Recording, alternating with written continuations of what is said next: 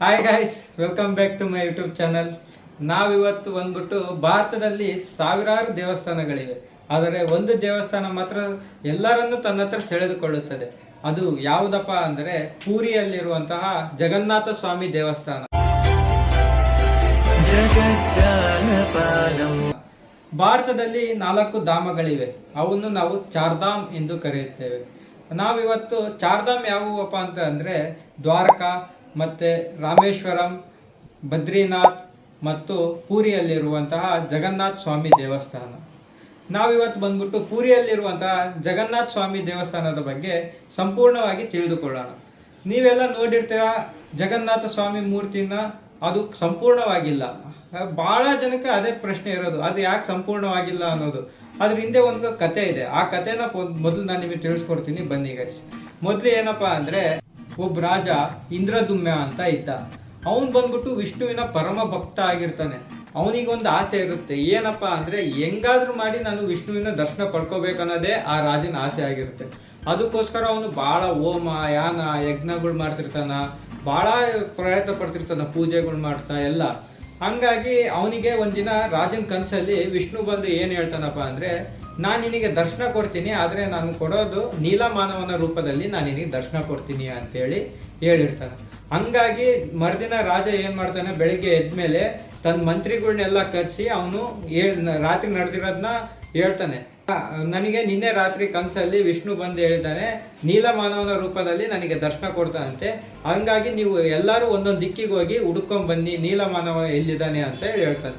ಹಂಗಾಗಿ ಎಲ್ಲಾ ಮಂತ್ರಿಗಳು ಒಂದೊಂದು ದಿಕ್ಕಿಗೆ ಹೋಗಿ ಹುಡುಕೋಕೆ ಸ್ಟಾರ್ಟ್ ಮಾಡ್ತಾರೆ. ಬಹಳ ವರ್ಷಗಳ ಕಾಲ ಹುಡುಕ್ತಾರೆ, ಆದ್ರೆ ಯಾರಿಗೂ ಸಿಗೋದಿಲ್ಲ. ಒಬ್ಬ ಮಂತ್ರಿ ವಿದ್ಯಾಪತಿ ಅಂತ ಇರ್ತಾನೆ, ಅವನಿಗೆ ಗೊತ್ತಾಗುತ್ತೆ ಒಂದು ನೀಲಾಂಜನ ಪರ್ವತ ಅಂತ ಒಂದು ಜಾಗ ಇದೆ, ಅಲ್ಲಿ ನೀಲಮಾನವನ ಆರಾಧನೆ ಮಾಡ್ತಾರ ಅಂತೇಳಿ. ಹಂಗಾಗಿ ಆ ಮಂತ್ರಿ ಆ ಜಾಗಕ್ಕೆ ಹೋಗ್ತಾನೆ. ಅಲ್ಲಿ ಹೋದ್ಮೇಲೆ ಏನಾಗುತ್ತಪ್ಪ ಅಂದ್ರೆ, ಅಲ್ಲಿ ಒಂದು ಬುಡಕಟ್ಟು ಜನಾಂಗದವರು ವಾಸ ಮಾಡ್ತಾ ಇರ್ತಾರೆ.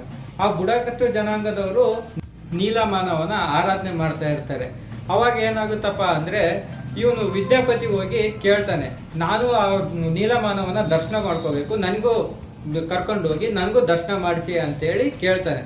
ಅವಾಗ ಅವ್ರು ಏನು ಹೇಳ್ತಾರೆ, ಇಲ್ಲ ಆಗಲ್ಲ, ಅವನು ನೀಲಮಾನವ ಬಂದ್ಬಿಟ್ಟು ನಮ್ಮ ಜನಾಂಗಕ್ಕೆ ಸೇರಿದನು, ನಾವು ಏನೇ ಇದ್ರು ನಮ್ಮ ಜನಾಂಗದವರು ಅವ್ರ ದರ್ಶನ ಪಡ್ಕೋಬೇಕು ಅಂತೇಳಿ ಹೇಳ್ತಾರೆ. ಹಂಗಾಗಿ ಇವನು ಮೊದಲೇ ಮಂತ್ರಿ ವಿದ್ಯಾಪತಿ, ಅವನಿಗೆ ಭಾಳ ತಲೆ ಉಪಯೋಗಿಸ್ತಾನೆ, ಏನು ಮಾಡೋಣ ಅಂತೇಳಿ ಉಪಯೋಗಿಸಿ ಅವನೇನು ಮಾಡ್ತಾನೆ ಅಂತೆ, ಅಲ್ಲಿ ಒಬ್ಬ ನಾಯಕ ಇರ್ತಾನ, ಆ ಬುಡಕಟ್ಟು ಜನಾಂಗದ ನಾಯಕನ ಮಗಳನ್ನೇ ಇವನು ಮದುವೆ ಆಗ್ಬಿಡ್ತಾನೆ. ಮದುವೆ ಆದ್ಮೇಲೆ ಇವನು ಅವ್ರ ಜನಾಂಗಕ್ಕೆ ಸೇರ್ತಾನಲ್ಲ, ಹಂಗಾಗಿ ಆಮೇಲೆ ಕೇಳ್ತಾನ ಆ ನಾಯಕನ, ನಾನು ಈಗ ನಿಮ್ಮ ಜನಾಂಗಕ್ಕೆ ಸೇರಿದ್ದೀನಲ್ಲ, ನನ್ನ ಕರ್ಕೊಂಡೋಗಿ ನನಗೂ ನೀಲಮಾನವನ ದರ್ಶನ ಮಾಡಿಸಿ ಅಂತೇಳಿ ಕೇಳ್ತಾನೆ. ಅವಾಗ ಏನಾಗುತ್ತಪ್ಪ ಅಂದರೆ, ಅವನು ನಾಯಕನು ಆಯ್ತು ಒಪ್ಕೊಂತಾನೆ ಕರ್ಕೊಂಡು ಹೋಗುತ್ತೆ. ಆದರೆ ಒಂದು ಕಂಡೀಷನ್ ಆಗ್ತಾನೆ. ಏನಪ್ಪ ಕಂಡೀಷನ್ ಅಂದರೆ, ನಾನು ನಿನ್ನ ಅಲ್ಲಿ ನೀಲಮಾನವನ ಹತ್ರ ಕರ್ಕೊಂಡು ಹೋಗಿ ನಿನಗೆ ದರ್ಶನ ಮಾಡಿಸ್ತೀನಿ, ಆದರೆ ನೀನು ಕಣ್ಣಿಗೆ ಬಟ್ಟೆ ಕಟ್ಟಿ ಕರ್ಕೊಂಡು ಹೋಗ್ತೀನಿ ಅಂತೇಳಿ ಹೇಳ್ತಾನೆ. ಹಂಗಾಗಿ ಅವನು ಮತ್ತೀಗ ಬೇರೆ ಏನು ಆಪ್ಷನ್ ಇರ್ಲಾರ್ದ ಕಾರಣ ಆಯ್ತು ಒಪ್ಕೊಂತಾನೆ. ಹಂಗಾಗಿ ಅವ್ನ ಕಣ್ಣಿಗೆ ಅಂತೇಳಿ ಹೋಗ್ತಾನೆ. ಆದರೆ ಅವ್ನು ಹೋಗ್ಬೇಕಾದ್ರೆ ಅವ್ನ ಮಂತ್ರಿ ಭಾಳ ಹುಷಾರಲ್ಲ, ಅವನೇನು ಮಾಡ್ತಾನಪ್ಪ ಅಂದರೆ, ಕೈಯಲ್ಲಿ ಒಂದು ಸ್ವಲ್ಪ ಸಾಸಿವೆ ತಗೊಂಡು ಹೋಗಿರ್ತಾನೆ. ಹೋಗ್ತಾ ದಾರಿಯಲ್ಲೆಲ್ಲ ಸಾಸಿವೆ ಹಾಕೊಂತ ಹೋಗಿರ್ತಾನೆ. ಅಲ್ಲಿ ಹೋದ್ಮೇಲೆ ನೀಲಾಂಜನ ಪರ್ವತ ಇರ್ದೇವಲ್ಲ, ಅಲ್ಲಿ ನೀಲಮಾನವನ ದರ್ಶನ ಈ ಮಂತ್ರಿಗೆ ಆಗುತ್ತೆ. ಯಾರು ವಿದ್ಯಾಪತಿ ಅನ್ನೋ ಮಂತ್ರಿ ಇರ್ತಾನಲ್ಲ, ಅವನಿಗೆ ಅವನ ದರ್ಶನ ಆಗುತ್ತೆ ವಿಷ್ಣುವಿಂದು. ಅವಾಗ ಏನಾಗುತ್ತಪ್ಪ ಅಂದರೆ, ಇವನು ವಿಷ್ಣುವಿನ ದರ್ಶನ ಮಾಡಿಕೊಂಡು ಮಂತ್ರಿ ಎಲ್ಲ ಆದಮೇಲೆ ವಾಪಸ್ ಮತ್ತೆ ಮಂತ್ರಿ ಎಲ್ಲಿ ಬರ್ತಾನೆ ಅಂದರೆ, ಅವನ ರಾಜ್ಯಕ್ಕೆ ಬರ್ತಾನೆ. ಇಂದ್ರದುಮ್ಯ ಅಂತ ರಾಜ ಇರ್ತಾನಲ್ಲ, ಅಲ್ಲಿ ಬಂದು ಅವನು ರಾಜಗೆ ಎಲ್ಲ ಹೇಳ್ತಾನೆ, ನಾನು ಹೋಗಿದ್ದೆ, ನಾನು ದರ್ಶನ ಮಾಡ್ಕೊಂಬಂದೆ ವಿಷ್ಣುವಿಂದು ಅಂತೇಳಿ ಎಲ್ಲ. ಅವಾಗ ರಾಜಗ ಭಾಳ ಫುಲ್ ಖುಷಿ ಆಗ್ಬಿಡ್ತೈತಿ. ಯಾಕಪ್ಪ ಅಂದರೆ, ನಾನು ಇನ್ಮೇಲೆ ಈಗ ಹೋಗಿ ನಾನು ವಿಷ್ಣುವಿನ ದರ್ಶನ ಪಡ್ಕೋಬೋದು ಅಂತೇಳಿ ಫುಲ್ ಖುಷಿ ಆಗ್ಬಿಟ್ಟಿರ್ತಾನೆ.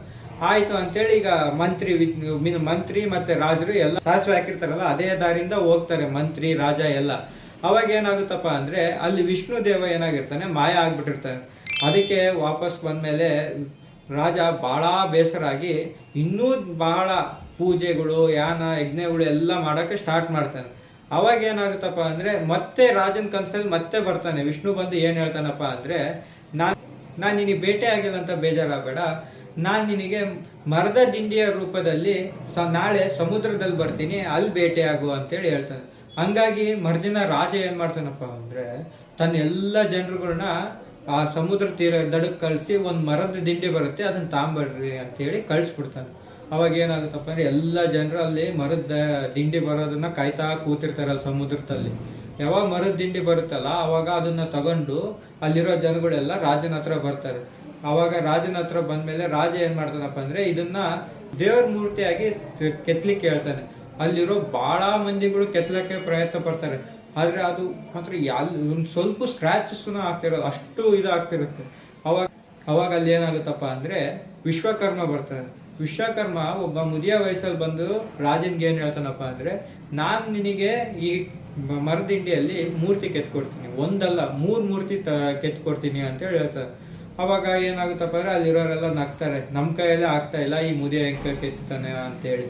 ಅದಾದ್ಮೇಲೆ ರಾಜ ಆಯ್ತು ಕೆತ್ತಿಕೊಡು ಅಂತೇಳಿ ಹೇಳ್ತಾನೆ. ಆದ್ರೆ ಆತ ವಿಶ್ವಕರ್ಮ ಬಂದಿರ್ತಾನಲ್ಲ, ಅವನು ಒಂದು ಕಂಡೀಷನ್ ಆಗಿದೆ. ಏನಪ್ಪಾ ಅಂದ್ರೆ 21 ದಿನಗಳ ಕಾಲ ನನಗೊಂದು ಸಪರೇಟ್ ಕೋಣೆ ಕೊಟ್ಬಿಡಿ, ಅಲ್ಲಿ ನಾನು ಮೂರು ದಿನ ಕೆತ್ತುತ್ತೀನಿ, ಆದ್ರೆ 21 ದಿನ ತನಕ ಯಾರು ಒಳಗಡೆ ಬಂದು ನನಗೆ ಡಿಸ್ಟರ್ಬ್ ಮಾಡಬಾರ್ದು ಅಂತ ಆ ತರ ಹೇಳಿ ಹೋಗಿರ್ತಾನೆ. ಅವಾಗ ಏನಾಗುತ್ತಪ್ಪ ಅಂದ್ರೆ ಹ್ಞೂ ಅಂತೇಳಿ ರಾಜ ಎಲ್ಲ ಒಪ್ಕೊಂಡು ಒಂದು ಕೋಣೆ ಕೊಟ್ಟಿರ್ತಾರೆ. ಫಸ್ಟ್ ದಿನ ಅಲ್ಲಿ ಒಳಗಡೆ ವಿಶ್ವಕರ್ಮ ಆ ಮೂರ್ತಿನ ಕೆತ್ತುತ್ತಿರ್ತಾನೆ, ಹೊರಗಡೆ ಎಲ್ಲ ಸೌಂಡ್ ಕೇಳ್ತಿರುತ್ತೆ. ಒಂದು 10 ದಿನ ಆಗುತ್ತೆ, ಅವಾಗೂ ಕೆತ್ತುತ್ತಿರ್ತಾನೆ, ಸೌಂಡ್ ಕೇಳ್ತಾ ಇರುತ್ತೆ. ರಾಜನ್ಗೆ ಬಹಳ ಒಂಥರ ಸಂತೋಷ. ಹೊರಗಡೆ ಆ ಡೋರ್ ಇರುತ್ತಲ್ಲ, ಡೋರ್ ಹೊರಗೆ ರಾಜ ಅಡ್ಡಾಡ್ತಿರ್ತಾನೆ ಆ ಸೌಂಡ್ ಕೇಳ್ಕೊಂತ, ಈಗ ಮೂರ್ತಿ ರೆಡಿ ಆಗುತ್ತೆ ಅಂತೇಳಿ ಅವನಿಗೆ ಒಂಥರ ಕ್ಯೂರಿಯಾಸಿಟಿ. ಹಂಗಾಗಿ ಅವ್ನು ರಾಜ ಅಲ್ಲೇ ಅಡ್ಡಾಡ್ಕೊಂತ ನೋಡ್ತಾ ಇರ್ತಾನೆ ಯಾವಾಗ ಮೂರ್ತಿ ರೆಡಿ ಆಗುತ್ತೆ ಅಂತ. 14 ದಿನ ಆಗುತ್ತೆ. 15ನೇ ದಿನಕ್ಕೆ ಏನಾಗುತ್ತಪ್ಪ ಅಂದ್ರೆ ಅಲ್ಲಿ ಒಳಗಿಂದ ಏನು ಸೌಂಡ್ ಹೊರಗೆ ಬರ್ತಾನೆ ಇರಲ್ಲ. ಹಂಗಾಗಿ ಇಲ್ಲೆಲ್ಲ ಇವ್ರು ಹೊರಗೆ ರಾಜನ ಹೆಂಡತಿ ಅವರೆಲ್ಲ ಏನ್ ಅನ್ಕೊಂತಾರಪ್ಪ ಅಂದ್ರೆ, ಮೊದ್ಲೇ ಅವರಿಗೆ ವಯಸ್ಸಾಗಿತ್ತಲ್ಲ, ಏನಾದ್ರೂ ಹೆಚ್ಚು ಕಮ್ಮಿ ಆಗ್ಬಿಟ್ಟಿದೆ ಒಳಗಡೆ ಅಂತೇಳಿ ತಿಳ್ಕೊಂಡು ರಾಜ ಬೇಡ ಅಂದ್ರು ಅವ್ರ ರಾಣಿಯವರೆಲ್ಲ ಸೇರಿ ಏನ್ ಮಾಡ್ತಾರೆ, ಬಾಗಿಲು ತೆಗ್ದೇ ಬಿಡ್ತಾರೆ. ಬಾಗಿಲು ತೆಗ್ದ ತಕ್ಷಣ ಏನಾಗ್ತಾನಪ್ಪ, ಮಾಯ ಆಗಿ ಹೋಗ್ಬಿಡ್ತಾರೆ ಅಲ್ಲಿಂದ. ಯಾಕಪ್ಪ ಅಂದ್ರೆ ಮೊದ್ಲೇ ಅವರು ಒಂದು ಕಂಡೀಷನ್ ಹೇಳಿದ್ರು, ಏನಂದ್ರೆ 21 ದಿನಗಳ ಕಾಲ ಬಾಗಿಲು ತೆಗಿಬೇಡಿ ಅಂತ. ತೆಗ್ದಿರೋ ಕಾರಣದಿಂದ ವಿಶ್ವಕರ್ಮ ಮಾಯ ಆಗಿ ಹೋಗ್ಬಿಡ್ತಾರೆ. ಹಂಗಾಗಿ ಅವು ಮೂರ್ತಿಗಳು ಇನ್ನ ಕೈ ಕಾಲು ಸಂಪೂರ್ಣ ಆಗಿಲ್ಲ, ಕಣ್ಣು ಇನ್ನ ದೊಡ್ಡ ಇದೆ, ಆ ತರ ಹಂಗೆ ಉಳ್ಕೊಂಡಿದೆ. ಇದೇ ಕಾರಣದಿಂದ ಈಗೂ ನೀವು ಯಾವುದೇ ಜಗನ್ನಾಥ ಸ್ವಾಮಿ ಮಂದಿರದಲ್ಲಿ ನೋಡಿದ್ರು ಸಂಪೂರ್ಣವಾದ ಮೂರ್ತಿ ಇಲ್ಲ, ಅವು ಇನ್ನೂ ಕೆತ್ತಬೇಕಾಗಿತ್ತು. ಅಷ್ಟರಲ್ಲಿ ಇವರು ಬಾಗಿಲು ತೆಗ್ದಿರೋದ್ರಿಂದ ಅದು ಅಪೂರ್ಣವಾಗಿ ಉಳಿದುಕೊಂಡವೆ ಇನ್ನೂ ಮೂರ್ತಿಗಳು. ನೀವೆಲ್ಲ ನೋಡಿರ್ಬೋದು, ಪೂರಿಯಲ್ಲಿ ಜಗನ್ನಾಥ ದೇವಸ್ಥಾನ ಇದೆಯಲ್ಲ, ಅದ್ರ ಮುಂದೆನೆ ಒಂದು ಆಂಜನೇಯನ ದೇವಸ್ಥಾನ ಇದೆ. ಅದನ್ನೇನಪ್ಪ ಅಂದ್ರೆ ಬೇಡಿ ಆಂಜನೇಯ ದೇವಸ್ಥಾನ ಅಂತ ಕರೀತಾರೆ.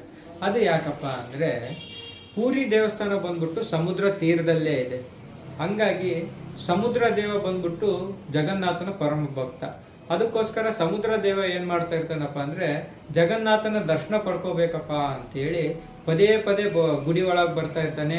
ಹಂಗಾಗಿ ಏನಾಗುತ್ತಪ್ಪ ಅಂದ್ರೆ ಅಲ್ಲಿ ಊರಾಗಿರೋ ಜನಗಳಿಗೆಲ್ಲ ಬಹಳ ತೊಂದರೆ ಆಗ್ತಾ ಇರುತ್ತೆ. ಅದಕ್ಕೆ ಸಮುದ್ರ ದೇವನ ಹೇಗಾದ್ರೂ ಮಾಡಿ ಕಾವಲು ಕಾಯ್ಬೇಕಪ್ಪ ಅಂತೇಳಿ ಜಗನ್ನಾಥ ಹನುಮಂತನ ಕರೆಸಿ, ನೀನ್ ಇಲ್ಲಿ ಕಾವಲು ಕಾಯ್ಕೋತಾ ಇರು, ಸಮುದ್ರ ದೇವನ ಒಳಗಡೆ ಬಿಡಬೇಡ ಅಂತೇಳಿ ಹೇಳಿರ್ತಾನೆ. ಹಂಗಾಗಿ ಹನುಮಂತನ ಅಲ್ಲೇ ಕಾವಲು ಕಾಯ್ಕೊಂತ ಇರ್ತಾನೆ. ಆದ್ರೆ ಏನಾಗದಪ್ಪ ಅಂದ್ರೆ ಪೂರಿ ಊರಲ್ಲಿ ಯಾವಾಗಾದ್ರೂ ರಾಮ ಜಪ ನಡೀತಾ ಇತ್ತಪ್ಪ ಅಂದ್ರೆ ಹನುಮಂತ ಏನ್ ಮಾಡೋದಂದ್ರೆ ಇಲ್ಲಿಂದ ಅಲ್ಲಿಗೆ ಓಡೋಗ್ಬಿಡ್ತಾ ಇದ್ದ. ಹಂಗಾಗಿ ಏನಾಗದಪ್ಪ ಅಂದ್ರೆ ಯಾವಾಗ ಹನುಮಂತ ಆ ಕಡೆ ಹೋಗ್ತಿದ್ದ, ಮತ್ತೆ ಸಮುದ್ರ ದೇವ ಬಂದ್ಬಿಟ್ಟು ಜಗನ್ನಾಥ ಸ್ವಾಮಿ ದರ್ಶನ ಪಡ್ಕೊಳಕ್ ಬರೋದು. ಹಂಗಾಗಿ ಮತ್ತೆ ಊರವ್ರಿಗೆಲ್ಲ ತೊಂದರೆ ಆಗ್ತಾ ಇತ್ತು. ಹಂಗಾಗಿ ಜಗನ್ನಾಥ ಏನ್ ಮಾಡ್ತಾನಪ್ಪ ಅಂದ್ರೆ ಹನುಮಂತನ ಕರೆಸಿ ಬೇಡಿ ಹಾಕಿ ಕಟ್ಟಿ ಅದಿಷ್ಟು ಕಾವಲು ಕಾಯಕ್ ಬಿಟ್ಬಿಡ್ತಾನೆ. ಹಂಗಾಗಿ ಅಲ್ಲಿರೋ ಆಂಜನೇಯ ದೇವಸ್ಥಾನವನ್ನು ಬೇಡಿ ಆಂಜನೇಯ ಅಂತ ಕರೀತಾರೆ. ಇನ್ನು ಜಗನ್ನಾಥ ಅಲ್ಲಿ ಬಹಳ ವಿಶೇಷತೆಗಳಿವೆ. ಪೂರಿಯ ರಥಯಾತ್ರೆ, ಅಲ್ಲಿ ನಡೆಯುವಂಥ ದಾಸೋಹ, ಅದ್ರ ಬಗ್ಗೆ ಎಲ್ಲ ನಾವು ಮುಂದಿನ ವಿಡಿಯೋದಲ್ಲಿ ತಿಳ್ಕೊಳ್ತಾ ಹೋಗೋಣ. Okay guys.